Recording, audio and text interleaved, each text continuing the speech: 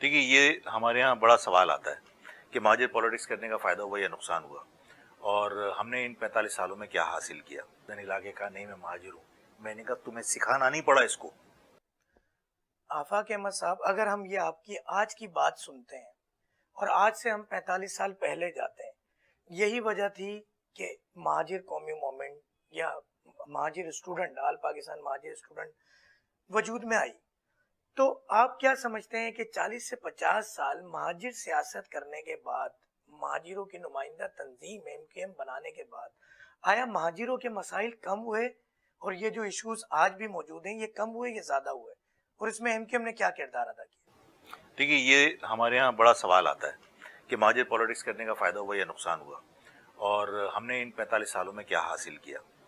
بات یہ ہے کہ جس طرح آج معاملات ہیں، ماضی میں بھی اس طرح کے معاملات رہے ہیں، لیکن ہم اور آپ ان زیادتیوں کو محسوس کر رہے ہیں اور ڈسکس کر رہے ہیں۔ اس سے پہلے یہ زیادتیاں ہوتی تھیں اور ہم اس پر ڈسکس نہیں کرتے تھے، اس لیے کہ ہم اپنے آپ کو ایک قوم کی طرح تصور نہیں کرتے تھے۔ میرے پاس مہمان آئے ہوئے تھے، انہوں نے آپ ہی طرح مجھ سے سوال کیا تھا، تو میں نے کہا تمہیں سب سے بڑی اچیومنٹ میں بتاتا ہوں۔ ان کا بیٹا ان کے ساتھ بیٹھا ہوا تھا، میں نے اس سے کہا کہ اپنے بیٹے سے پوچھو کہ یہ بلوچ ہے۔ اس نے سوال کیا، بیٹا مسکرایا، گردن علاقے کا نہیں، میں مہاجر ہوں۔ میں نے کہا تمہیں سکھانا نہیں پڑا اس کو کہ تم کون ہو۔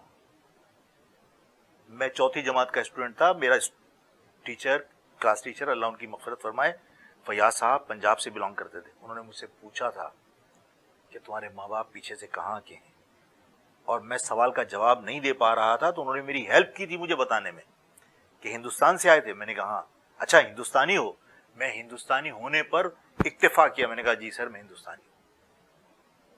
مجھے نہیں پتا تھا کہ مجھے اپنا تعارف کیا کرانا چاہیے۔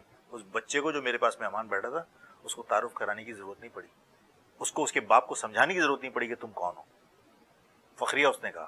تو یہ اچیومنٹ، اس کی ریئلائزیشن اس قوم کے اندر موجود ہے، اور میں یہ سمجھتا ہوں کہ یہ کچھ چھوٹی اچیومنٹ نہیں ہے۔